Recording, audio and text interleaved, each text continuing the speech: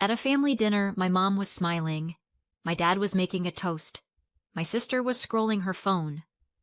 Then my daughter handed me a note under the table. It said, "Call 911." She looked pale. I didn't panic. I did this. 17 minutes later, my parents were panicking. Yeah, that's how my Thursday night went. I'd driven 2 hours to get there. Thought I was being a good mom, a good daughter.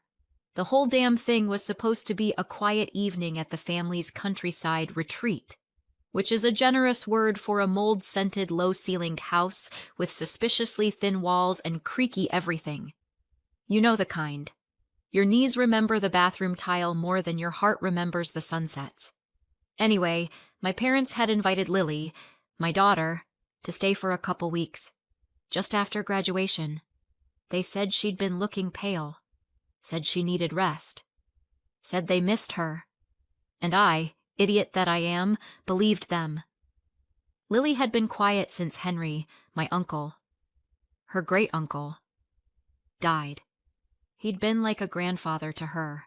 No wife, no kids, just an old man with a soft heart and a quiet house full of wooden trains. When he passed, it wrecked her.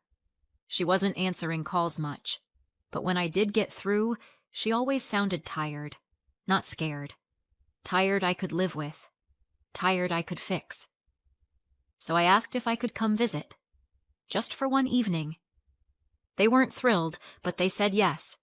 I'm going to say something stupid now. I didn't think anything was off when I arrived. I walked in. They smiled. My mom hugged me. My dad cracked a joke about the wine I brought being actually drinkable this time. Everyone laughed. My sister waved from the kitchen. They'd even lit candles on the porch, like we were at some Airbnb with good reviews. And Lily was there, smiling, sort of. She looked thin, paler than usual. Her eyes had that swollen, post-crying glaze. But she smiled when she saw me. She stood up and gave me a hug that lasted just long enough to make me suspicious. The kind of hug that says thank God you're here, but doesn't want to be obvious about it. Still, I said nothing. I just squeezed her hand and said, "You okay?" She nodded. Dinner started.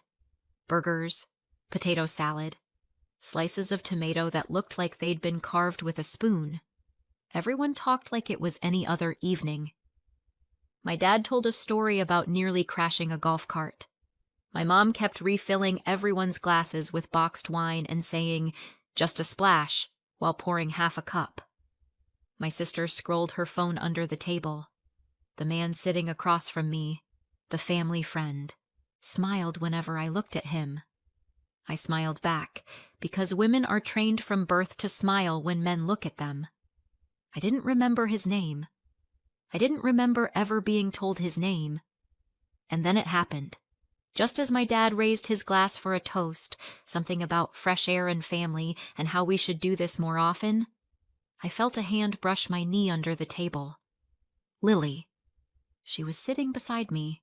She slipped something into my lap, a folded piece of paper, ripped from a notepad, the kind my mom kept near the landline for grocery lists and passive-aggressive reminders about recycling.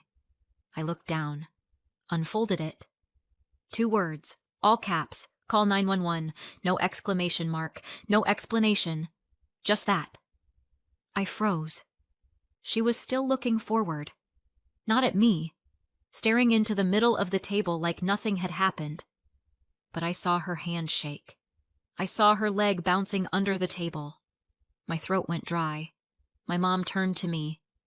"Everything all right, honey?" I folded the paper back up without blinking, slid it under my thigh. "Yeah," I said, and forced a smile. "Just potato salad's a bit heavy." They laughed. My dad made some joke about my city stomach, and I laughed too, but I couldn't feel my hands anymore. What the hell was going on? I looked at Lily again. She didn't look back, but her jaw was tight, her eyes glassy. Was she serious? Was she joking? No. She wasn't joking. No one jokes like that. And why couldn't she just say it out loud? Because she was scared. That's why. I needed to get out of there. I cleared my throat. Mind if I use the bathroom? My mom waved toward the hall. Of course, sweetheart. I stood up, took my bag with me. Just in case. Just in case of what, I didn't know yet. But something in my gut had gone ice cold. The hallway was narrow. The bathroom door stuck halfway, same as it always had. I locked it behind me and sat down on the closed toilet lid like I might throw up. I pulled out my phone. My hand was shaking so badly it took 3 tries to unlock the screen. I didn't call my husband, didn't text a friend. I went straight to 911. The dispatcher picked up in under 5 seconds. Emergency services. What's your location? I gave the address. My voice cracked halfway through the street name. I don't know what's happening, I whispered. My daughter gave me a note under the table. It said, call 911. She looked scared. She's staying here with my parents. I'm just visiting. I don't know what's wrong, but I think she's in danger. Please. The dispatcher asked a few questions. Name. How many people were in the house? Was anyone hurt? I don't know, I said again. But I think I don't know. I think she's been trying to tell me something. She looks like she's been crying for days. Something's not right. They promised someone was already on the way. I hung up, sat still, tried to breathe, because now I had a new problem. I had to go back out there, sit down at that table, with the people who were either completely innocent or something else entirely. Either I was paranoid, or my daughter had just slipped me the most terrifying message of her life. And now, I had to wait. I don't remember unlocking the bathroom door, or walking back to the dinner table, or how I managed to sit down without passing out. I do remember the glass of wine still in my hand, though. I didn't drink it. I just held it, like a prop, because if I let it go, I was afraid my hands would show what was really happening under the surface. My daughter had just passed me a note that said, call 911, and I'd called them. They were on their way, but now I was stuck at this table with 4 people smiling and passing salad like this wasn't a horror movie in slow motion. One of those old family dinners that starts with a toast and ends with someone bleeding on the tablecloth. I laughed at someone's joke. I have no idea what it was. I kept laughing, nodding, smiling. Because that's what women do when they're afraid. That's what daughters do when their parents are looking directly at them and saying nothing's wrong. That's what mothers do when their child is in danger. But they don't know how. Or from whom. And somewhere between the fake laughter and the buzzing in my ears, my brain did what it always does when I'm on the edge. It went backwards. Because this wasn't new. Not really. I've spent my whole life in that house. The one we're sitting in now. The one that smells like mildew and wood polish and burned coffee. My parents bought it when I was 4. My sister was barely out of diapers. I still remember the sunburn I got the first summer we spent here, and the way my mom blamed me for not applying the lotion properly, like I had failed at sunscreen. She said it gently, though. She always said things gently. They weren't the kind of parents who screamed. That would have been too obvious. They were colder than that. Polite, distant, formal, almost. If you asked them, they'd say they did everything right. We had food, we had clothes, they came to our school plays and clapped and smiled. My mom even packed our lunches. No crusts, color-coded containers, handwritten notes folded in half like mini contracts. Be kind. Make good choices. Love. Mom. What no one saw was the silence behind the door when we came home. The way affection only arrived when my sister walked into the room.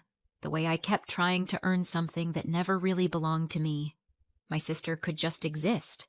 She could spill juice and cry about cartoons and break things. They'd laugh. Call her silly. Fix it. I made straight A's and offered to do dishes and tried to choreograph an entire dance routine in the living room at age 7 just to get them to look at me. They looked, then asked me to stop because I was being loud. And I know how it sounds. Petty, Juvenile. Like some jealous sob story from a kid who didn't get enough hugs. But here's the thing. When you grow up in a house like that, the absence of love doesn't show up as violence. It shows up as precision. They did everything right, except feel anything real for me. At some point, maybe 12, maybe 15, I gave up trying. I remember sitting on the porch one night after a birthday party where they forgot the candles and thinking, okay, maybe you can't make people love you. Maybe this is just the version of parent they are, and once I made peace with that, I stopped expecting warmth, stopped needing it. Sort of. When I got pregnant with Lily, I was 20. That's a whole story of its own. But what matters here is this. When she was born, I swore to myself that she would never feel like I did, that she would never wonder if she was loved, that she would never have to earn her place in my life. And I kept that promise. My parents, to their credit, were vaguely interested at first. When Lily was a baby, they bought stuffed animals, sent cards, occasionally asked how she was, but it didn't take long for the pattern to repeat. That same polite disinterest. The affection that showed up only when it made them look good. The babysitting offers that turned into last-minute cancellations. The "we've been so busy" texts that came after birthdays. I never told Lily not to love them, never stood in her way. I figured if they wanted a relationship with their granddaughter, I wouldn't stop them. They weren't bad people, I told myself. Just limited, emotionally underdeveloped. But she noticed. Kids always do. There were weekends where we'd drive 2 hours here, and she'd bring her backpack full of art supplies and snacks and the latest book she wanted to show Grandma, and they'd nod vaguely and go back to reading the newspaper. Still, I let it happen, because they weren't hurting her. They weren't doing anything wrong, right? But the one person who never let her down, not once, was Uncle Henry, my mother's older brother. He never had kids, never married, lost the love of his life when he was barely 30 and never seemed to recover. He lived quietly, ran a successful business, then retired early, traveled, donated to quiet causes, sent me books with handwritten notes in the margins. Once mailed me a pair of gloves I mentioned liking 2 years earlier, with the receipt still folded inside. When Lily was born, something in him seemed to light up. He held her like she was something rare. He showed up with picture books in Italian and a carved wooden owl from somewhere I'd never heard of. He never missed a birthday, never forgot a school play. He called her his miracle girl, and she loved him back with every fiber of her being. For the first time in her life, maybe in mine too, someone looked at her and made her feel like she was enough, just as she was. She used to fall asleep on his shoulder, said he smelled like cinnamon and coffee and safety. He died 3 weeks ago. It was peaceful, in his sleep. A quiet end, just like the life he lived. But Lily didn't take it quietly. She shut down, fully. Wouldn't get out of bed, wouldn't talk, wouldn't eat. I thought grief was supposed to come in waves, but for her, it came like a blackout. All at once. No air, no light, no shore. Then the invitation came. My parents called, said Lily could come stay at the countryside house. The same one we're in now. They said the fresh air would help. That family could be good for her, and God help me, I thought it might be true. So I let her go. For 2 weeks she stayed here. I called. She answered sometimes. Always sounded tired. Always said she was fine. And I believed her. Until tonight. Until the smile that didn't quite reach her eyes. Until the silence in her shoulders. Until the napkin in my lap with 2 words. Call 911. The knock came 15 minutes after I made the call. I was back at the table by then, sitting on a thin cushion over a chair that might as well have been made of needles. My stomach was cramping so hard I'd convinced myself I had appendicitis, or maybe divine punishment for trusting people who wear cardigans in summer. When the knock came, I froze. Everyone else did, too. My dad paused mid-sentence. My mom tilted her head, wine glass halfway to her lips. My sister looked toward the door like she wasn't sure if it was real. Lily didn't move. She didn't even blink. I stood. "I'll get it," I said, like we hadn't all heard the sound of authority on the porch. The man, the friend of the family, the one I hadn't been formally introduced to, stood up too, just a little. A half rise, like he wasn't sure if he should be involved or just watch. I was already walking. I opened the door. 2 officers. 1 male, 1 female. No smiles. Radios on their shoulders, still hissing faintly. "Ma'am," said the male officer. "We got a call from this residence?" "I called," I said, voice too high. "It's—" I swallowed. "It's my daughter. She gave me a note. Said to call 911. She's here. Something's wrong. She won't say it out loud, but something's not right." They nodded. No questions, no raised eyebrows, just efficient, practiced motion. The female officer asked if she could speak to Lily alone. I stepped aside and pointed. "She's at the table." The male officer asked to speak to me out front. I followed him, shutting the door behind me like it might hold in the dread flooding my chest. And then I waited. They were inside for 7 minutes. I know because I checked my phone exactly 12 times. I didn't move. Couldn't. I just stood on the porch, watching the shadow of the breeze ripple through the dying roses in the garden. I thought about Uncle Henry, about the note, about how my mom smiled too quickly and how the tea always came in the same chipped mug, the one Lily never drank all the way down. When the door opened again, I turned. Lily was standing next to the female officer. Her hands were shaking. Her face was white as chalk. But she was talking. Finally, she was talking. The male officer waved me over. I got as far as the doorway before I heard it. "Uncle Henry, he left everything to me, but they didn't tell me," Lily said. Her voice wasn't loud, but it was clear. "They just said I needed rest, that I was grieving, and then they started trying to get me to sign things." I blinked. "What kind of things?" the female officer asked. "I don't know. Papers. A release of responsibility. That's what they called it. But it had my name on it. And the lawyer, that man," she pointed. "He was supposed to be Uncle Henry's lawyer, but he never called me. Just them. He came here. Said it was just to simplify things." The officer nodded.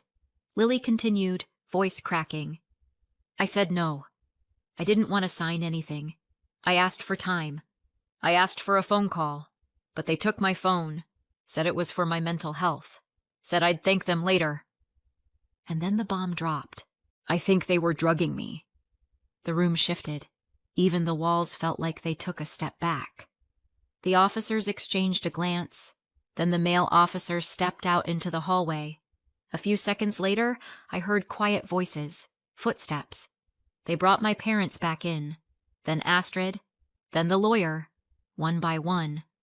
Now everyone was in the room again, and no one was smiling. My mom stood. "This is ridiculous." "She's been grieving," my dad added, holding up his hands like a preacher. "You have to understand. We were trying to help." "She's paranoid," my sister said.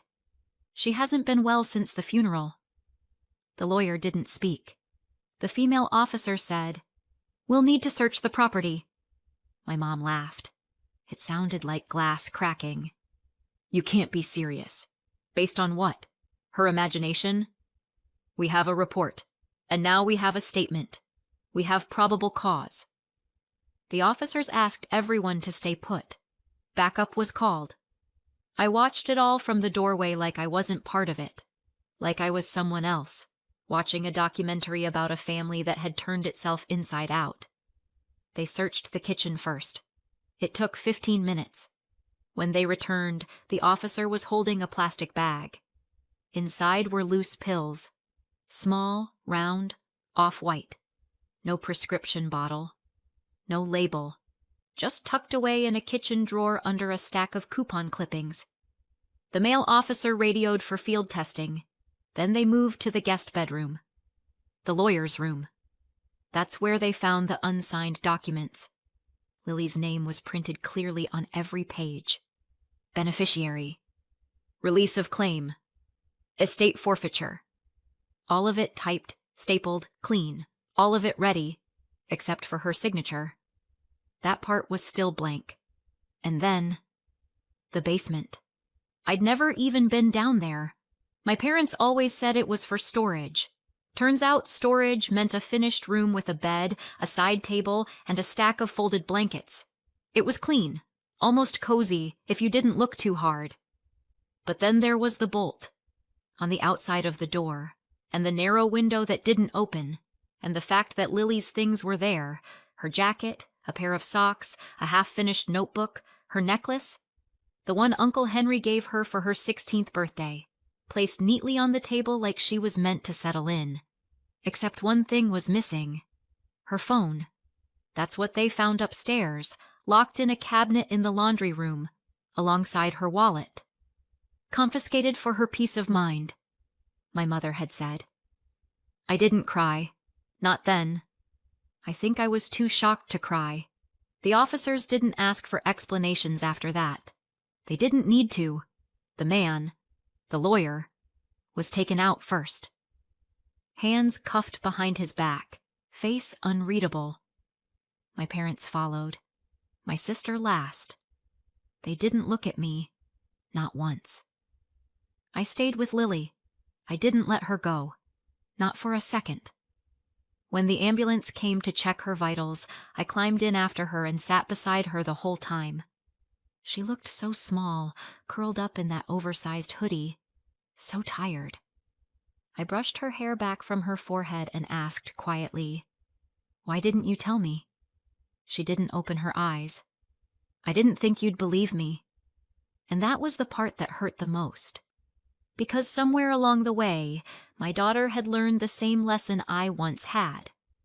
When people act calm, polite, reasonable, the world is a little too slow to believe what happens behind closed doors.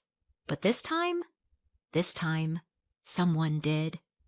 If you've never had to hide your panic behind small talk while your daughter exposes a criminal conspiracy at a dinner table, 10 out of 10 would not recommend. But you know what's worse? When they get released.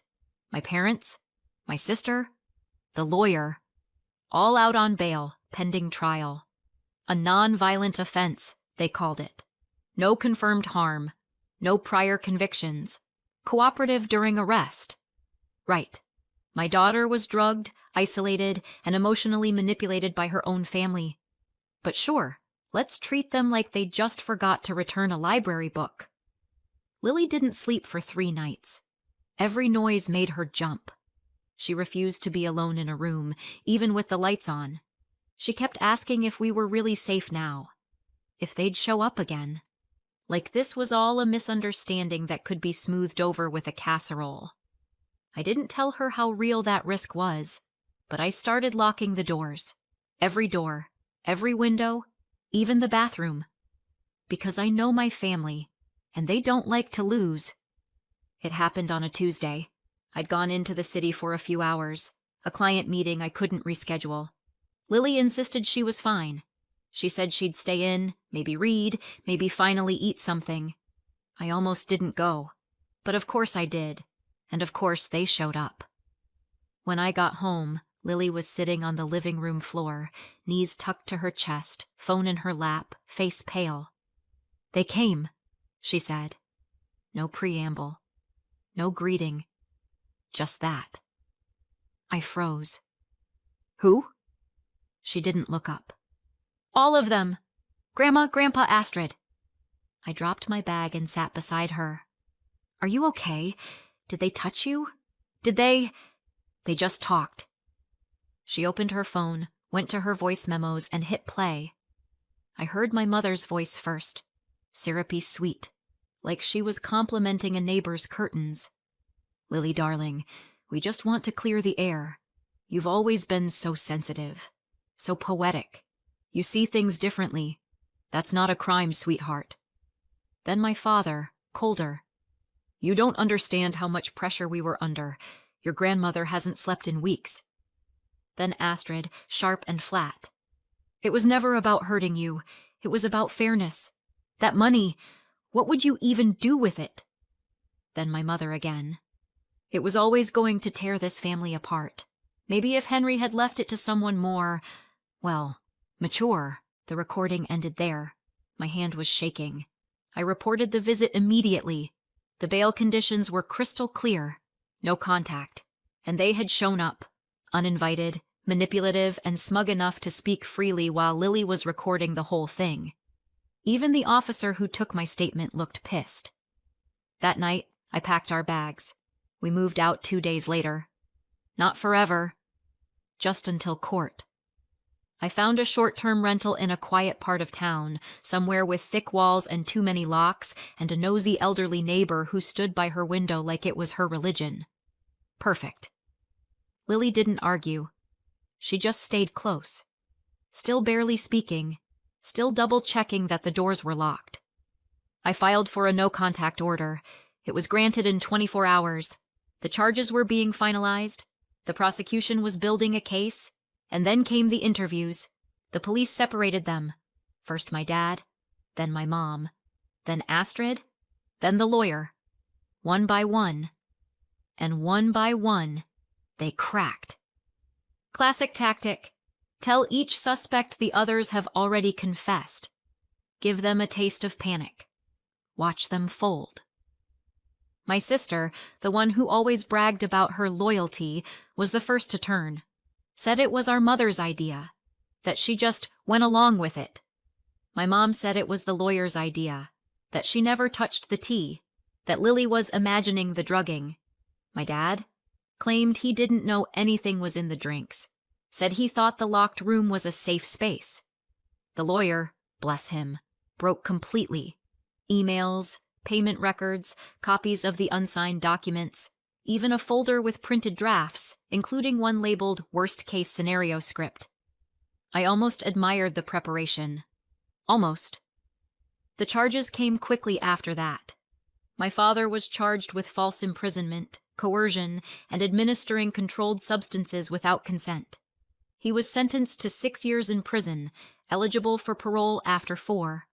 My mother was convicted of conspiracy to commit fraud and unlawful drugging. She received 4 years. No parole until halfway through. My sister was charged with conspiracy. She got 18 months, served 9 in actual prison.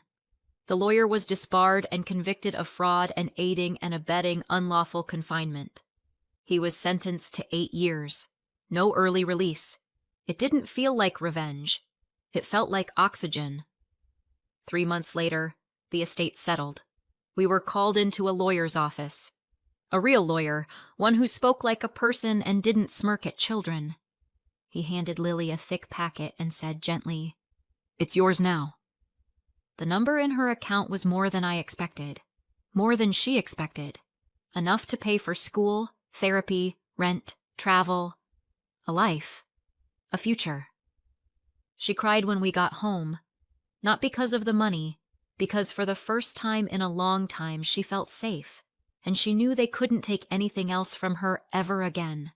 Sometimes I still ask myself, was I wrong for not noticing sooner? Should I have asked more questions, pressed harder, trusted my gut instead of their polite smiles and perfectly folded napkins? Because in hindsight, the signs were there. Lily's voice getting smaller, her eyes looking dimmer, the way she hugged me just a little too long that night. I don't know. Maybe I failed her for a while. But when it counted, I listened. And I called. And maybe that's what matters. She's safe now. Healing. Laughing again. The real kind. Not the one you fake at dinner tables to keep the peace. And me? I've learned that love doesn't mean silence. And family doesn't mean forgiveness without change. So, was I wrong? Or did I do the right thing too late? Let me know in the comments. I really want to hear what you think, and if you want to hear more stories like this, hit subscribe.